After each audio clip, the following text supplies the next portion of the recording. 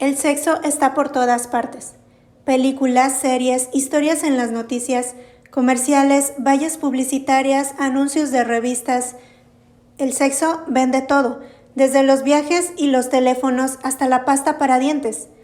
Esta generación actual tiene más educación sexual, libros, columnas, terapeutas, suplementos, charlas que cualquier otra en la historia de la humanidad. El sexo es el tema de los chats de internet, de las pláticas en el trabajo y de las bromas junto a la enfriadora de agua. Vivimos en un mundo saturado por el sexo.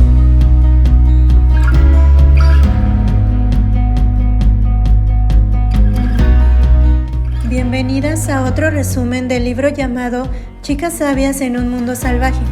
Es un gusto poder compartirles el tema 11 que se llama Conducta sexual, tu comportamiento sexual. Este es el punto de contraste número 10 y es un poco extenso, pero no dejar de ser interesante. Así que por favor te pido que te quedes hasta el final.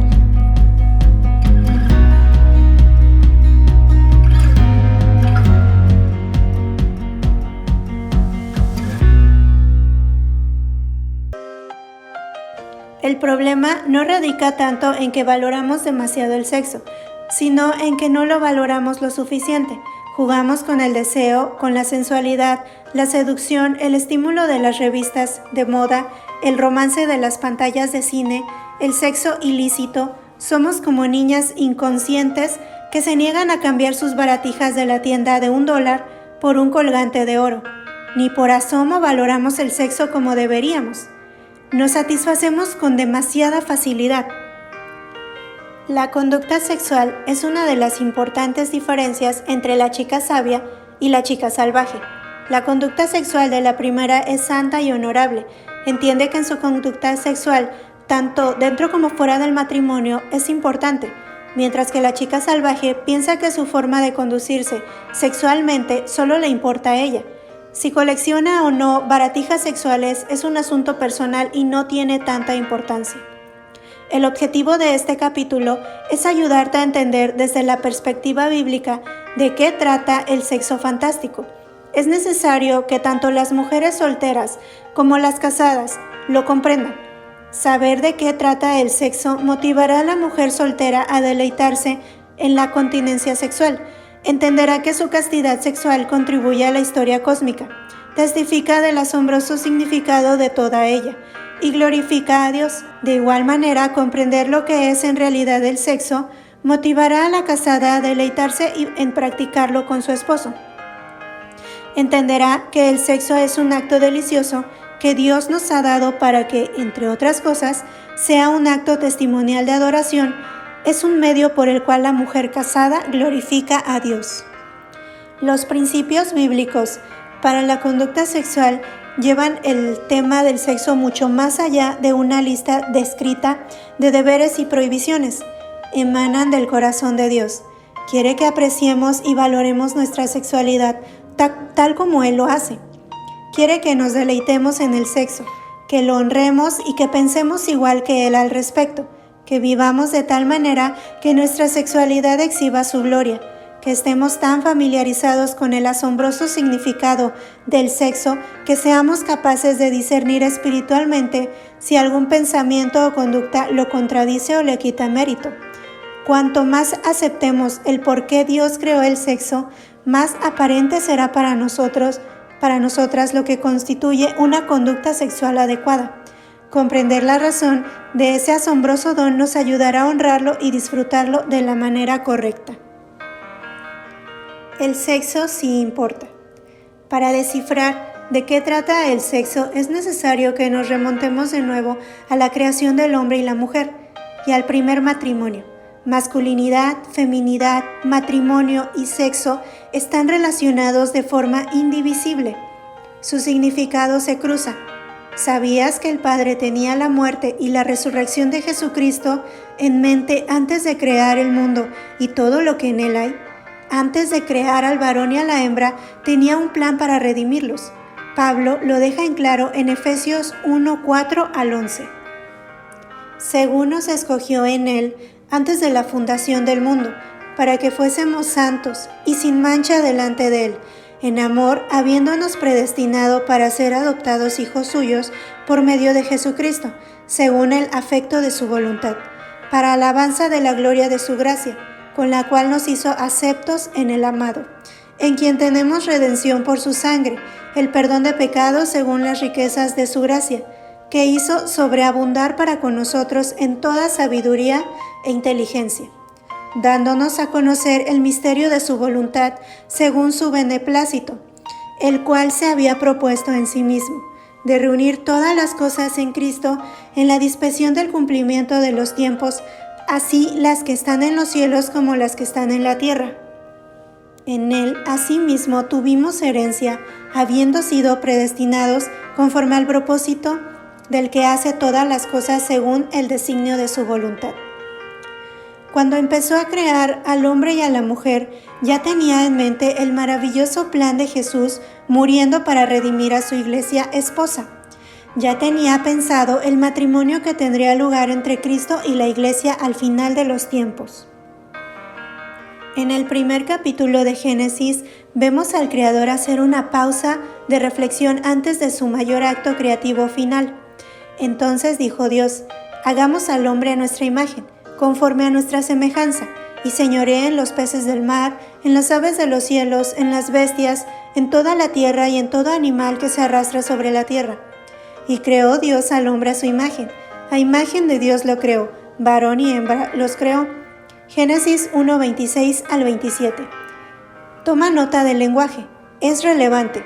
Dios dijo: hagamos al hombre a nuestra imagen, conforme a nuestra semejanza. Cuando Dios creó al hombre y a la mujer, tenía en mente la dinámica de su propia relación. Creó a ambos sexos para reflejar algo acerca de Dios. Hizo el patrón de la creación hombre-mujer según la relación nuestra, que existe en el seno de la deidad. Usó su propia estructura de relación como modelo. Pablo confirma en 1 Corintios 11:3 que la relación entre un marido y su esposa sigue el patrón de la relación entre Dios Padre y su Hijo. El varón es la cabeza de la mujer y Dios la cabeza de Cristo. Sin embargo, también creó el matrimonio y el sexo para reflejar algunas otras verdades sobre la Trinidad. El matrimonio implica unión. Trata sobre la unidad de dos individuos. Dos se convierten en uno. El término uno recalca la unidad. Aunque reconoce la diversidad dentro de ella, la misma palabra se usa en la famosa Shema de Deuteronomio 6:4. Oye Israel, el Señor uno es. Jesús usó el mismo lenguaje. Yo y el Padre uno somos. Juan 10:30. El matrimonio implica unión. El marido y la mujer se convierten en una carne por medio de la unión física de sus cuerpos. El acto físico consuma su intimidad emocional y espiritual. Cuando Jesús habló sobre el amor divino entre Él y su Padre, usó el lenguaje de la comunión, así como el Padre me conoce y yo conozco al Padre. Juan 10:15. Juan describió la intimidad entre Dios Padre y el Hijo de esta forma: el unigénito Hijo que está en el seno del Padre. Juan 1:8. Los términos conoce, en el seno, indican que el Padre y el Hijo experimentan una intimidad divina. Su relación es la más estrecha comunión. En el matrimonio, la comunión da testimonio de la intimidad espiritual, divina entre los miembros de la Trinidad. El matrimonio implica compromiso. El hombre se compromete a abandonar a todos los demás y aferrarse a su esposa. El término significa adherirse de forma permanente. Este tipo de unión del marido a la mujer es un pacto eterno, orquestada por Dios. La indivisibilidad del marido y la mujer es para dar testimonio de que el Padre y el Hijo son algo inseparable. 1 Corintios 8, 4 al 6. Y que Cristo es uno e indivisible con su iglesia. Colosenses 1, 18. El matrimonio significa familia. El marido y la mujer establecen una nueva unidad familiar. De ella nacen los hijos. La relación familiar es un símbolo que nos enseña mucho sobre Dios, sobre la relación que un padre tiene con sus hijos. Nos ayuda a entender la relación entre Dios Padre y su unigénito Hijo. La enormidad de lo que supuso para el Padre sacrificar a su Hijo y lo que significa para Él adoptarlos como hijos suyos. Romanos 8:29 y Gálatas 4 del 5 al 6. En Romanos 1:20, Pablo declara: porque desde la creación del mundo las cualidades invisibles de Dios, es decir, su eterno poder y su naturaleza divina, se perciben claramente a través de lo que Él creó. Afirma que cuando Dios creó al hombre y a la mujer, el sexo y el matrimonio manifestó dos importantes verdades sobre sí mismo. 1. La naturaleza divina, la gloria de quien Él es. Y 2. Su poder eterno, la gloria de lo que Él hace. Ser creados a su imagen nos proporciona una dignidad, un privilegio y una responsabilidad enormes. Es un encargo impresionante poder hacer nuestras cosas en la vida diaria y mientras tanto reflejar la imagen del Todopoderoso. Y esto conduce a lo siguiente: ¿qué desastre hemos hecho de esta asombrosa dignidad? La imagen de Dios en el hombre está gravemente dañada y a veces es irreconocible. Suplica ser redimida, transformada. Y lo más sorprendente es que Dios estampó esta esperanza en los seres humanos desde el principio mismo, antes incluso de que hubieran pecado. Cuando Dios describió la obra de su Hijo como el sacrificio de un marido por su esposa, nos estaba dando la razón suprema por la que nos creó varón y hembra, y por la que creó el matrimonio y el sexo. Cristo y su esposa son la razón. La sexualidad es una parábola, un testimonio del carácter de Dios y de su plan espectacular de redención por medio de Jesús. Masculinidad, feminidad, matrimonio y sexo existen para contar la historia de Jesús, el esposo que amó a su esposa y entregó su vida por ella. ¿De qué trata la masculinidad? De exhibir la gloria de Jesucristo. ¿De qué trata la feminidad? De exhibir la gloria de Jesucristo. ¿De qué trata el matrimonio? De exhibir la gloria de Jesucristo. ¿De qué trata el sexo? De exhibir la gloria de Jesucristo. El sexo es el acto que define el matrimonio, que lo consuma y que lo completa. Dios creó el sexo para que un marido y una mujer pudieran exhibir y confirmar y disfrutar de su unión, para que sus cuerpos físicos dieran testimonio de la unión espiritual, sobrenatural y legal que ha tenido lugar. A través del sexo, el marido y la mujer afirman en el ámbito privado lo que ha ocurrido en la esfera pública y celestial. Por esta razón, Dios restringe el sexo al matrimonio. Si los individuos no casados intiman físicamente, están contando una mentira con sus cuerpos. Testifican que se ha producido una unión, cuando en realidad no es así. Las Escrituras ponen énfasis en que lo que somos como varón y hembra tienen muy poco que ver con nosotros y mucho con Dios.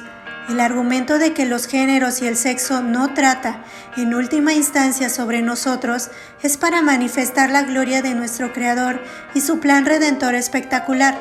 Cualquier violación de la exclusividad del pacto del matrimonio echa barro sobre la hermosa parábola de Dios. No juegues con fuego. Entender que matrimonio y sexo van de la mano y que son la imagen del compromiso del pacto, del amor, de la unión, de la permanencia y de la exclusividad de la relación de Cristo con la Iglesia, responde a todas las preguntas sobre qué es y qué no es un comportamiento sexual adecuado. En la esfera espiritual, ¿sería adecuado que la esposa de Cristo coqueteara con alguien que no fuera su esposo? Aunque solo fuera un poquito. Por otra parte, ¿sería apropiado que ella rechazara a su esposo, se negara a sus acercamientos o lo tratara con frialdad? La respuesta es sencilla: no. Honramos a Dios con nuestra sexualidad, restringiendo nuestras expresiones físicas y sexuales de intimidad a los confines del matrimonio y deleitándonos en el gozo del sexo marital. El sexo da testimonio de que se ha llevado a cabo una unión. Entonces, ¿cuáles son las implicaciones de la intimidad física entre las parejas que no están casadas? La sencilla respuesta es que dos personas no deben actuar como si estuvieran casadas cuando no lo están. Nuestra conducta sexual en la esfera física debe reflejar la pureza y la fidelidad de la esposa de Cristo en el ámbito espiritual. Por tanto, si la conducta es inadecuada entre una mujer casada y un hombre que no es su esposo, también lo es entre una mujer soltera y un hombre que no es su marido. Honrar el significado del matrimonio significa rotundamente frenar nuestras pasiones y confinar el sexo a este. Este es el estándar para los casados y para los solteros. Argumentar que solo un poco de coqueteo fuera del pacto del matrimonio no es malo es, lógicamente, tan poco defendible como justificar que no pasa nada si la esposa de Cristo le es un poco infiel. Él dio su vida por el nuevo pacto, lo compró con su sangre. La fidelidad al pacto es extremadamente importante para él. Es imposible y del todo impensable que él le fuera infiel a su esposa. Por ello, los estándares de Cristo para el pacto del matrimonio son tan chocantemente altos. A las que no capten la relevancia del sexo y el matrimonio, todo esto les suena poco razonable. El ideal de Cristo para el compromiso del pacto y la pureza sexual absoluta es radical. Pero por favor, aguanta un poco. Pureza sexual poco común. El clima moral dentro del Imperio Romano no era saludable. La promiscuidad sexual era común. Las personas se divorciaban por capricho. Pablo escribió el siguiente pasaje a los nuevos creyentes de la cultura romana y griega obsesionada por el sexo. Por lo demás, hermanos, les pedimos encarecidamente en el nombre del Señor Jesús que sigan progresando en el modo de vivir que agrada a Dios, tal como lo aprendieron de nosotros. De hecho, ya lo están practicando. Ustedes saben cuáles son las instrucciones que les dimos de parte del Señor Jesús. La voluntad de Dios es que sean santificados, que se aparten de la inmoralidad sexual, que cada uno aprenda a controlar su propio cuerpo de una manera santa y honrosa, sin dejarse llevar por los malos deseos que hacen los paganos que no conocen a Dios, y que nadie perjudique a su hermano ni se aproveche de él en este asunto. El Señor castiga todo esto como ya les hemos dicho y advertido. Dios no nos llamó a la impureza sino a la santidad. Por tanto, el que rechaza estas instrucciones no rechaza a un hombre, sino a Dios, quien les da a ustedes su Espíritu Santo. Primera de Tesalonicenses 4:1 al 8. Los jóvenes creyentes de la iglesia de Tesalónica intentaban descifrar qué significaba su nueva fe. Aunque habían aceptado a Cristo, seguían teniendo una perspectiva poco piadosa sobre el sexo. Pablo los desafía a poner su pensamiento y su conducta en línea con el Evangelio de Jesucristo. Les recuerda 5 cosas que el Señor quiere que hagamos los creyentes. 1. Abstenerse de la inmoralidad sexual. 2. Procurar mayor pureza sexual. 3. Controlar el cuerpo en santidad y honor. 4. No estafar a otros sexualmente. Y 5. No desatender la importancia de la conducta sexual. Abstenerse de la inmoralidad sexual. Inmoralidad traduce el término griego porneia, del que sacamos nuestra palabra pornografía. Significa infidelidad sexual. Se refiere a cualquier tipo de sexo ilícito que tenga lugar fuera del pacto del matrimonio. Pablo les dice a los creyentes que se abstengan de la inmoralidad sexual. Procurar mayor pureza sexual. El Señor no solo nos pide que nos refrenemos del acto sexual ilícito, nos solicita que aspiremos a unos niveles cada vez más altos de pureza sexual. La impureza sexual es un pecado que el Señor suele incluir en las listas de los pecados de inmoralidad y sensualidad. El término impureza significa literalmente inmundicia. Quiere decir sucio, común y ordinario. La pureza es justo lo contrario. Significa limpio, poco común y extraordinario, apartado. El Señor no quiere que escojamos el sexo sucio, común y ordinario. Quiere que pongamos el listón más alto de donde está ahora. Quiere que apuntemos siempre a una pureza sexual mayor y a unos niveles cada vez más altos. Controlar el cuerpo en santidad y honor. La pureza sexual requiere autocontrol. Exige que no sigamos nuestras pasiones sexuales de forma mecánica, como personas que no conocen a Dios. El Señor quiere que controlemos nuestros impulsos sexuales, que los frenemos intencionalmente y que los sometamos a Él.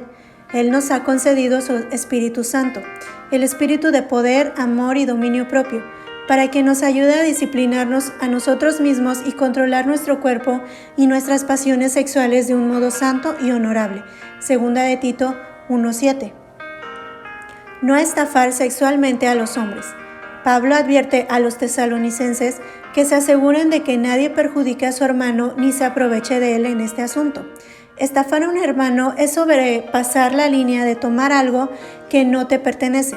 La chica salvaje de Proverbios 7 estafó al joven, se asió de él y lo besó, cuando no tenía derecho alguno de hacerlo. Cada vez que interactúas con un hombre que no es tu marido, de una forma en que solo deberías hacerlo con tu cónyuge, no solo pecas contra Dios, sino que también ofendes a tu hermano. No desatender la importancia de la conducta sexual. El sexo es algo sumamente importante para Dios. Pablo advierte a los nuevos creyentes que no subestimen ni descuiden la importancia de su conducta sexual. A los creyentes de Corinto les indicó lo mismo: el cuerpo no es para fornicación, sino para el Señor, y el Señor para el cuerpo. ¿No sabéis que vuestros cuerpos son miembros de Cristo? ¿Quitaré pues los miembros de Cristo y los haré miembros de una ramera? De ningún modo. ¿O no sabéis que el que se une con una ramera es un cuerpo con ella? Porque dice, los dos serán una sola carne. Pero el que se une al Señor, un espíritu es con él. Huid de la fornicación. Cualquier otro pecado que el hombre cometa está fuera del cuerpo, mas el que fornica contra su propio cuerpo peca. ¿O ignoráis que vuestro cuerpo es templo del Espíritu Santo, el cual está en vosotros, el cual tenéis de Dios y que no sois vuestros? Porque habéis sido comprados por precio. Glorificad pues a Dios en vuestro cuerpo y en vuestro espíritu, los cuales son de Dios. Primera de Corintios 6, 13 al 20. Una conducta sexual incorrecta viola tu relación de pacto con Jesús. Es algo grave, tiene consecuencias serias. Siempre hay una gran esperanza en el poder de la redención de Cristo. Sin embargo, los que se implican en el pecado sexual se hunden en un pozo muy profundo del que resulta con frecuencia sumamente difícil salir. Satanás aprovecha el pecado sexual y establece lazos espirituales, asideros y fortalezas que requieren una extensa guerra espiritual para vencer, de modo que, si no has deambulado por la senda del pecado sexual, te ruego que no lo hagas. Si lo has hecho, entiende que Dios tiene poder para sanar y que luchará contigo para redimir aquello que has perdido. Pero entiende también que las cicatrices permanecerán durante algún tiempo y que te enfrentarás a batallas que no habrías tenido que afrontar si hubieras permanecido sexualmente pura. Restringir los límites de los parámetros dados por Dios aumenta el poder, la pasión y el placer del sexo. Permite que sea todo aquello que Dios quiso que fuera cuando lo creó. Los límites crean la hermosura. La siguiente ilustración capta la idea. Los placeres y las bondades del sexo aumentan y no decrecen por la propia restricción, del mismo modo en que los muros del Gran Cañón hacen que el río Colorado sea más poderoso. La propia estrechez del canal del río hace que se convierta en uno mayor, más al sur, a medida que fluye por los desiertos de California y Arizona, es un poco profundo, amplio y fangoso, incluso apestoso en algunos lugares. Los límites más amplios disminuyen el río, los que son más marcados, más fuertes y más estrechos lo fortalecen. Menos es más. Los límites y las prohibiciones del sexo en la Biblia son por amor al sexo. Una vez más, menos es más, entendiendo en todo caso que menos significa un hombre y una mujer juntos exclusivamente hasta que la muerte los separe. Oremos. Amado Jesús, realmente podemos observar que todo lo que creaste, incluyendo el sexo, es para nuestra felicidad. Sin embargo, también nos diste normas y límites que debemos de respetar si queremos disfrutar al máximo lo que tú nos has dado. Ayúdanos, Señor, a entender la parte de tu ley, que no es para hacernos miserables, todo lo contrario, es para ser 1000 veces felices. En el precioso nombre de Jesús. Amén. Espero que este capítulo te haya dado una visión del sexo mayor, más maravilloso y más asombroso que nada de lo que hayas soñado jamás. Espero que te inspire para abandonar las baratijas sexuales de la chica salvaje y abrir tus manos para alcanzar el sexo sin igual, puro como un tesoro que solo viene de Dios. No te conformes con menos. Con esto me despido. Mi nombre es Alma Sarabia y nos vemos la siguiente semana.